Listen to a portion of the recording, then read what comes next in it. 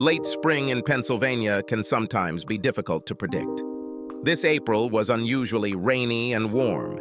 Usually I would have to mow my lawn for the first time in early to mid-May or so, but not this year. At least it's not snowing. This time last year we had a snowstorm that dropped 15 centimeters on the area. I think having to mow the lawn early is worth being thankful for the lack of snow. And with tax season over, it was nice to get outside into the sunshine. My house has an interesting feature. The backyard slopes heavily downward, leading to a small stream and woods behind us. When they built the house, they used backfill to level the front of the house with the road. This meant a steep slope, about halfway up the side of the house.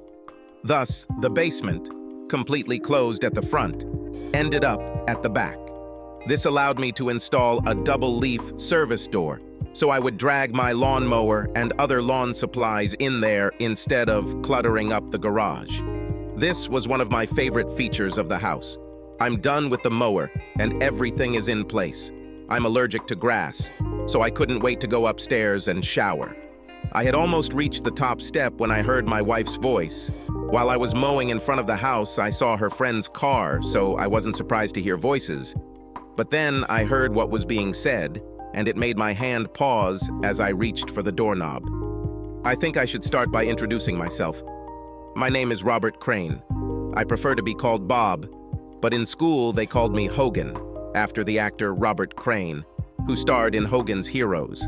I didn't mind, but the show aired before I was born, and it doesn't count as a pop culture reference anymore. When I graduated from the University of Pennsylvania with a degree in accounting, I was still called Hogan.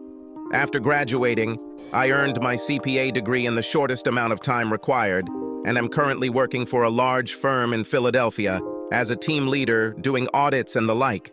It's not the most exciting position, but it pays very well, and I've been able to see the inner workings of many companies. I have a special gift for forensic analytics, building financial trails to investigate things like fraud and money laundering. I'm considered an expert and was even asked to advise the FBI on 2 cases. My wife, Kelly, was a political science and business major planning to pursue a law degree when we met early in our freshman year. I was sitting waiting for the first day of classes when she walked in. Kelly had a tall, slender figure, like a ballerina, only with slightly larger breasts. Her long strawberry blonde hair flowing loosely over her bare shoulders was a beautiful sight. She wore a beautiful sundress with sandals that emphasized her amazing legs, smooth and elastic. The mixture of innocence and sexuality was too strong. I was overcome with instant lust.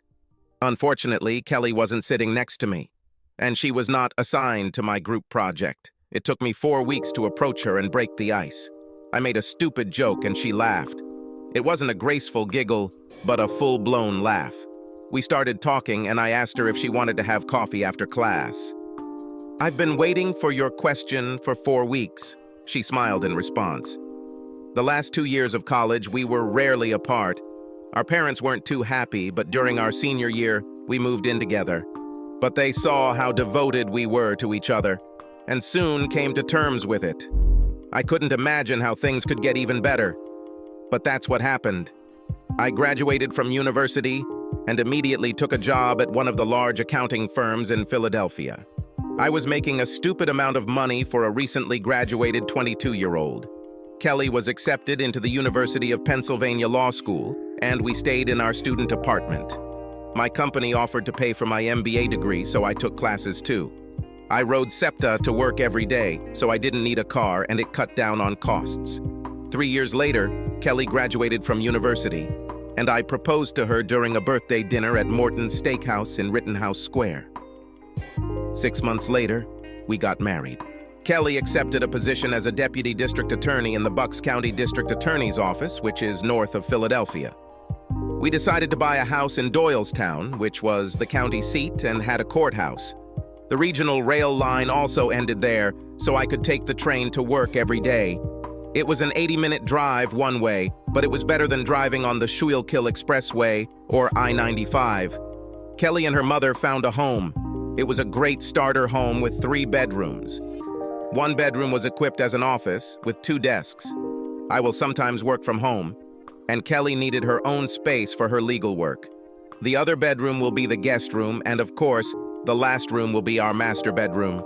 It was also close to her parents' house. Kelly convinced me that this was a built-in nanny option once we had kids. I was an only child and always wanted to have brothers and sisters. Kelly and I had talked about having kids since freshman year and agreed to wait until Kelly was settled in her career before we started trying. But now we've reached this point, and 2 nights ago, we agreed to stop taking Kelly's birth control and start trying for a baby. I was happier than ever before, and then I heard something that made my hand linger on the doorknob. Hogan and I decided it was time for me to get pregnant, Kelly announced excitedly. This delighted her friend, Olivia Watkins. Both women made the same high-frequency noise that made me think of whales accidentally beaching themselves off the Jersey shore in an attempt to get to him. Standing on the stairs, I grinned at their excitement, which matched my own at becoming a father. Reaching for the pen again, I heard a question that wiped the grin off my face and the happiness right out of me. "This is wonderful, Kel," said Olivia. "But what are you going to do with Paul?" "The floor?" "Shh." Kelly calmed her friend down. "Hogan is outside mowing the lawn." There was a pause, and I could almost see her looking around, waiting for me to appear. Then she spoke again. "I already told Paul that I'm ending the affair." He didn't mind. After Grossman steps down as senator, Paul thinks he has a real chance. Getting caught having an affair with a married employee would be very unpleasant. It's that simple. 3 sentences destroyed my world. Paul Evans was Kelly's boss in the DA's office. He was a widower, about 40 years old. His wife Anne died of breast cancer, leaving him a single father to their daughter, Barbara. Paul was a true political animal, and Kelly told me stories about his maneuvering within his party to run for higher office. "Looks like I just found out how my wife got access to all this secret information." "Is it true?" Olivia said. "Just cold turkey? You've been hot and serious for 6 months and now you're just going to give it up?" The teasing doubt in her voice made me want to rip Olivia's head off. She was a classmate at Penn State, and I knew her before Kelly. I knew Kelly and Olivia were best friends now, but I always thought she was still my friend. Looks like I was wrong about this. "Stop it!" Kelly protested, giggling. "You're so bad. Paul is a great lover, but he was just rough to play with. I love Hogan, but Paul just took me and used me the way he wanted. There was no love, only rough sex and power. Now that Bob and I are going to have a baby, I don't want to take any chances. I love Hogan and will be a good and faithful mother.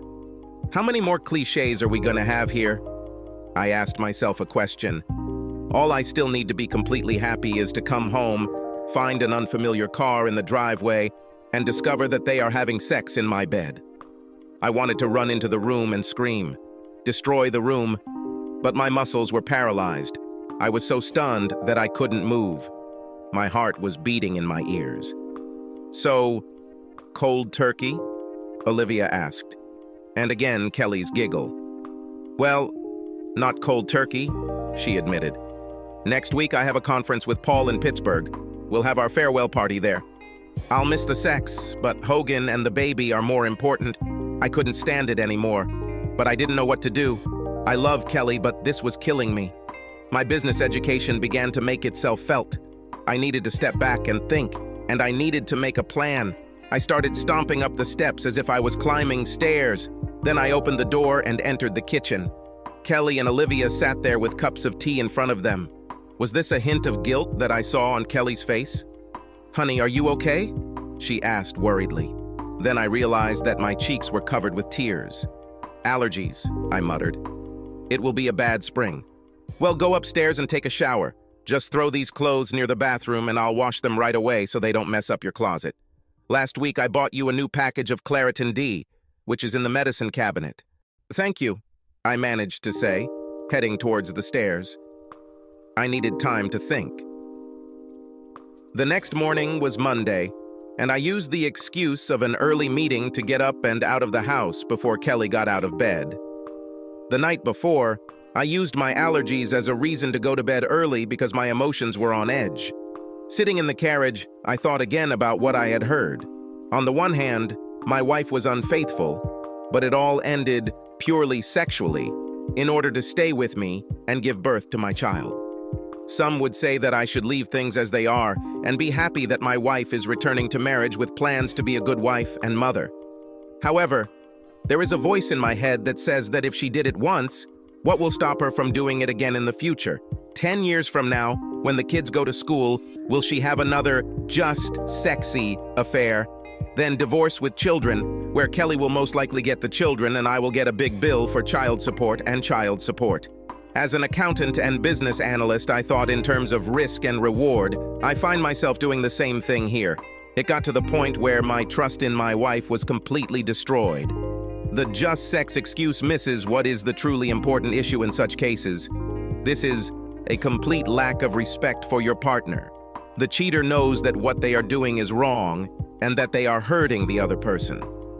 Otherwise, they would have done it openly, and I would have known about it from the very beginning. Don't get me wrong. I don't think I would ever come to terms with her sleeping with Paul, but at least if she talked to me about it, there would be some respect shown. Kelly's actions showed me how much she truly respects me. I was working, but part of my brain was focused on what I should be doing. I had no evidence other than the overheard conversation. I didn't even notice anything different during the last 6 months during which this affair apparently continued. Direct confrontation without evidence would be a high risk with little chance of reward. Kelly will deny it. Paul Evans will deny. Taking any case through the courts would have been financial suicide, since every judge, politician, and lawyer in the surrounding counties knew Evans. I would have been buried to keep his name clear. I thought about just leaving and starting over somewhere else. It was tempting, but the house would be like an anchor around my neck. Kelly couldn't afford it on her salary alone, and we had almost no equity. She would have to sell it almost immediately to avoid foreclosure, and in today's market, that was unlikely. It would ruin both my credit reputation and hers. Being a CPA with a bad credit history is not the best decision when looking for a new position. How can anyone trust you with other people's money if you clearly don't know how to handle your own? I needed proof before I could do anything. I would have had them, but they came from the most unlikely source. 3 days later, I kept myself under control, but still had not found any evidence to support what I had heard. Her personal laptop was clean. No secret email accounts were discovered. No sexy lingerie hidden in a box in the back of the closet. No receipts from places she shouldn't have gone. Absolutely nothing. Then Kelly called me at work and said we were invited to a political announcement party at Paul Evans's house on Friday night. I assumed this would be his big announcement of his candidacy for a seat in the U.S. Senate. I had thoughts of a big reveal, but I still had no proof, damn it. We arrived just in time for the big event. Evans had a large mansion near Washington Crossing with a small horse farm. In the backyard, a large tent was erected for all the guests. And when we walked in, there stood the asshole himself, Paul Evans, at the head of the reception line like he was a king. As a widower, Evans did not have a wife to play hostess to, but he clearly recruited his 21-year-old daughter for the role. She stood next to her father, greeting guests as if she had been born to do so. When it was our turn, Evans smiled broadly at Kelly and exclaimed, "Kelly, you did it! How wonderful!" He kissed my wife chastely on the cheek. Then he turned to me. "Robert, I'm glad to see you again. I would be lost without your wife, but as I understand it, I will soon have to give her up when you start expanding your family." He laughed at his own joke. "Just let me take her when you're done with her, and there won't be any hard feelings." Laughter again. Kelly even blushed a little, and I wanted to kill this grinning fool. I understood his hint, which apparently, in his opinion, went over my head. "Who knows what the future will bring?" I said, in a flat, neutral tone. Not hostile, but by no means friendly, I reported the audit results in the same way. Evans blushed slightly, and Kelly elbowed me and muttered something about being rude. Evans smoothly turned to the next guest, leaving us alone with his daughter. Kelly was an incredibly attractive woman, but Barbara Evans was a vision. Even in my inner rage, I noticed this. Her auburn hair and brilliant smile made me think of a young Maureen O'Hara. If Kelly looked like a busty ballerina, Barbara looked like she belonged on a swimsuit pin-up calendar. next to Kate Upton. She had the combination of good looks, healthy figure, hair and skin that photographers dreamed of and often had to use Photoshop to achieve. Paul Evans had the perfect political family with a triple threat. He seemed ideal for the role of wise statesman and family man. Losing his wife to cancer provided him with the ideal wife. She was idolized, and any opponent who attacked her was prepared to commit career suicide. Barbara was a princess, prom queen, Penn State business and law major, former gymnast, and now Penn State cheerleader. According to Kelly, Barbara was planning to try out for the Eagles cheerleading squad at the next open competition since she had just turned 21.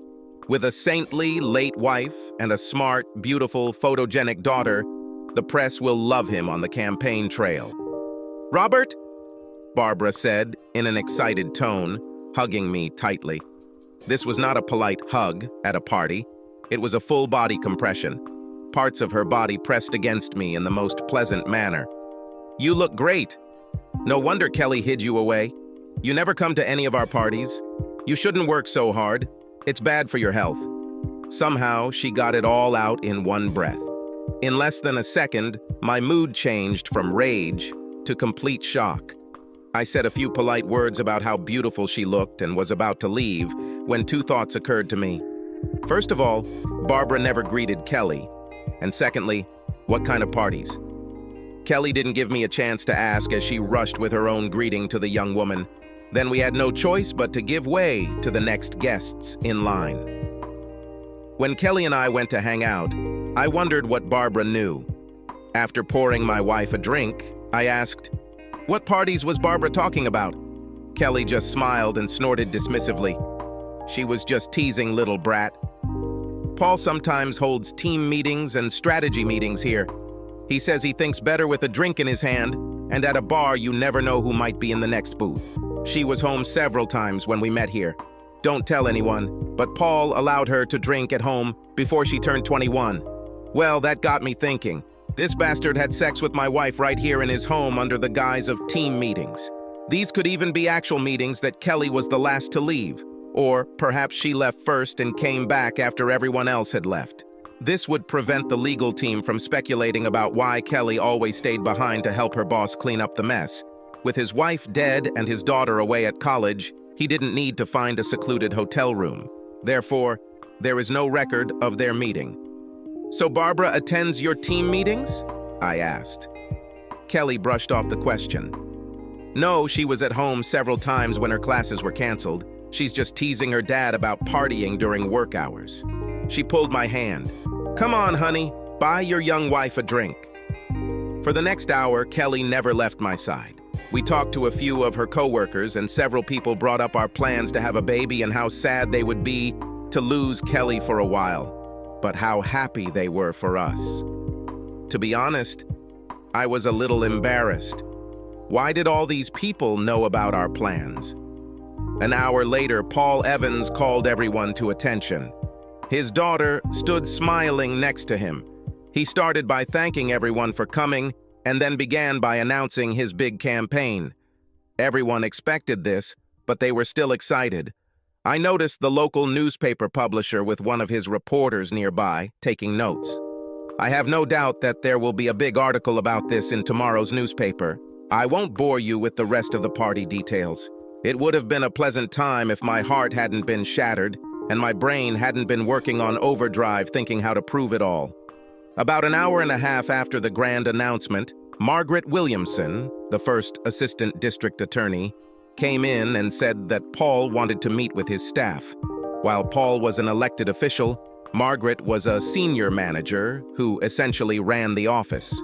Prosecutors might come and go every 4 years, but Margaret was a constant. She was a very tough woman, but at the same time, very respected for her honesty and integrity in the legal community.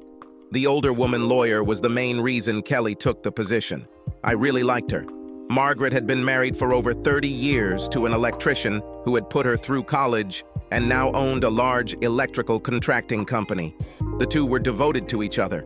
I always thought of them as role models for Kelly and me. "Sorry for stealing your wife, Hogan," Margaret offered. Paul wants to discuss the organization of the office when he stops campaigning. A moment later, they both left. I walked away from the small gathering of other spouses remaining at the meeting and headed to the other side of the large pool located across from the patio where the party was taking place. There was a wicker swing chair hanging on chains. It was in the shadows, so people could see me if they looked, but I wouldn't be conspicuous. In other words, it was the perfect place for me to try to collect my thoughts. Not having sat there for even 5 minutes, a voice invaded my solitude. "So this is where you're hiding," the voice purred. I looked up as Barbara slid into the wicker swing next to me. She positioned herself so that she was sitting facing me without saying a word. Her little black dress sat on her tanned hips so that it hugged her body, hinting at what lay underneath, without revealing anything. Seductive and innocent at the same time. It speaks volumes about my state of mind that I noted this almost academically. "You look like a person who has the weight of the world on his shoulders," she commented. I didn't really want to talk about this with my wife's lover's daughter, no matter how sexy she was. "We were very busy in the office. There are a lot of audits going on," I said to end the conversation. "Is it true?" Barbara asked interestedly. "I just finished my last accounting course at university. We taught several classes about the use of forensic accounting in law enforcement. I thought it was very exciting. Even in my grief, this surprised me." "Is it true?" I asked incredulously. "Well, it's not sexy or anything, but it really is a detective's job to gather all the right pieces of information from a ton of other facts and put them together to get a clear picture. Plus, since some people try to hide this information, it becomes even more difficult." "Most people don't think so," I admitted.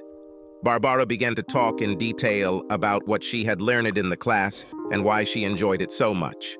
I must say that I was impressed. I've had people finishing their internships at firms who couldn't speak so well on this topic. Focusing on her words really helped me push aside both her appearance and, more importantly, the anger that was simmering deep inside me. I felt immersed in the role of mentor.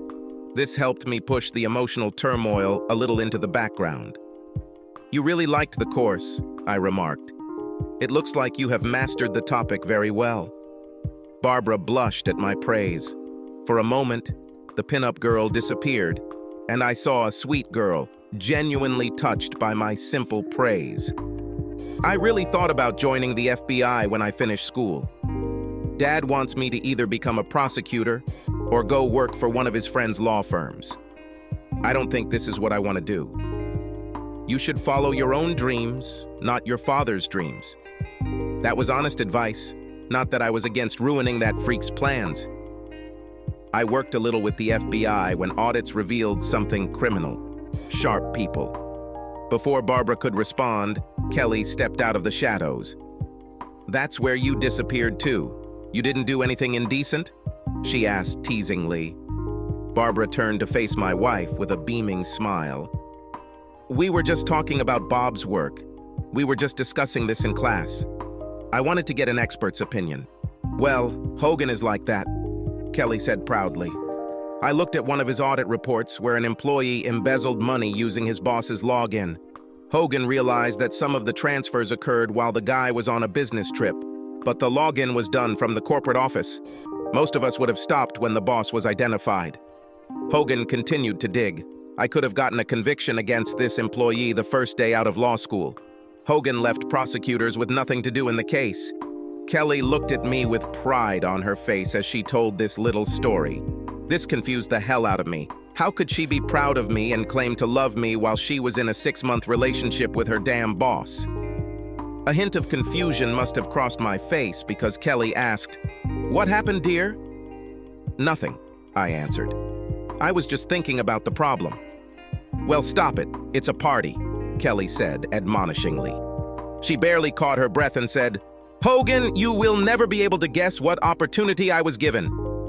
Paul and Margaret want me to do some admin work as I plan to go on maternity leave as soon as your job is done. This way, when I leave, there will be no more hanging items. I will work directly for Margaret." Something in my heart skipped a beat at the thought of Kelly being away from that bastard Paul. A second later, my hopes were dashed. "I'll have to travel sometimes," Kelly continued. "I'll be delivering important papers to Paul during the campaign, so I won't be involved in his campaign, but I'll get to see some of the behind-the-scenes action. This will be so much fun." I felt my heart shatter again. I know I heard Kelly say she plans to end the affair so we can have a baby, but I can easily imagine her being unfaithful again in anticipation of being on the campaign trail. And if she gets pregnant, who's to say it will be my child? Paul is approximately my size and color. Without a DNA test, this would be very difficult to determine. My rage began to rise, but I suppressed it. Now was not the time. Barbara began talking to Kelly about her new position and the campaign. They soon became engrossed in conversation, and I was forgotten. I took this opportunity to pull myself together. After tonight, I'll start planning. I needed to somehow counteract Paul's political power, but to be honest, I had no idea how to do it. 2 days later, the answer came to my office. "Your meeting for 4 o'clock is already here," my administrator called through the open door. I looked at my Outlook calendar and didn't see anything booked. Before I could answer, she came in. Barbara Evans. "Hey, Hogan," she greeted as she entered. Her long auburn hair flowed over her shoulders. She wore a light sundress that showed off her gorgeous legs and strappy sandals that hugged her legs almost to her knees. Her breasts were modestly covered, with no cleavage, but the material pressed against her chest in a suggestive manner. 2 thin straps held up the dress, leaving her arms bare. I was speechless as I watched her enter. "I hope you don't mind," Barbara began. She closed my office door behind her. "I told Mary that we had a meeting to discuss my career and how Kelly was working for my father." I politely rose from my chair. "I'm glad to see you. Just working on some reports." I motioned for her to take one of the chairs in front of my table. After she sat down, I sat down too. "What did you want to talk about?" The happy expression suddenly disappeared from Barbara's face. "I think you know, Bob. I saw it in your face when you talked to my father. I'm really sorry that he's ruining such a good guy." I was stunned. This was not what I expected. "What are you talking about?" I asked carefully. Barbara blacked out. "About this asshole known as my father having an affair with your wife." I sat back in my chair when it was said so bluntly. "Did you find out recently?" Barbara asked softly. I nodded. "I'm really sorry." When did you find out?" I asked. "About 3 months ago," Barbara admitted. "I don't know when it started, but I found out about it in February. One Friday I came home early and they were holding one of their meetings at our house. I was having a late lunch with a school friend, and I popped in to drop off my things, say hello, and leave. Dad asked when I would be home, and I answered that after dinner. It turned out that my friend got sick and couldn't come. I had a snack and went home. There I saw Dad and Kelly having sex in our jacuzzi. I took photos and even filmed them running naked into the house. There was a full foot of snow on the ground. Did you take pictures of your father having sex? I asked in shock. I was also wondering if I could get copies of the photos. This would be very helpful in a divorce. As if reading my thoughts, Barbara reached into her bag, pulled out a large envelope and placed it on my desk. Here are photographs from that day and several others. She paused and grinned. Dad installed a security system in the house. The entire exterior is covered, and several interior rooms have cameras. If you know the site and have the key fob and password, you can access it from almost anywhere. There is a flash drive with video recordings. I was shocked by this. Paul's daughter conveyed to me everything that could be needed to divorce and destroy her father. Why? I asked. The sad expression on Barbara's face turned into anger. Because, she said quietly, I hate him more than you ever could. I didn't say anything but waited. After a moment, she spoke. Dad met Mom when she was a college student. He was an aspiring lawyer assigned to the sex crimes unit in Philadelphia. Mom came to study from Ireland. Her family was well off but died in the Londonderry bombing.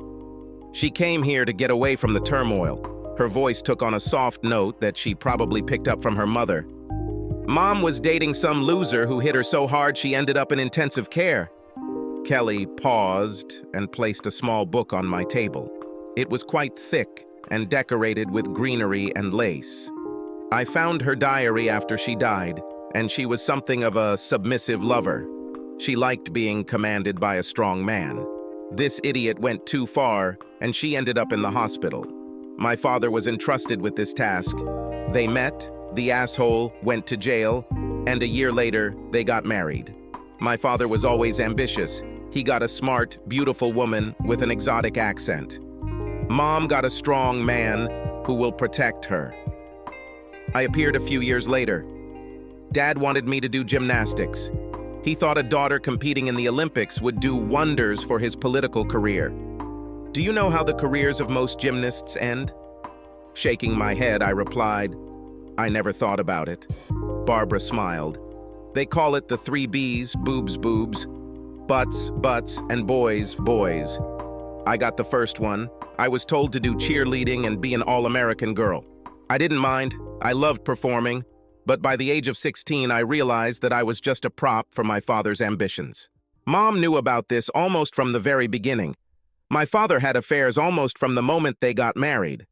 Mom knew and begged him to stop, but she was too weak to do anything about it. She felt trapped. She was a committed Catholic, so divorce was out of the question.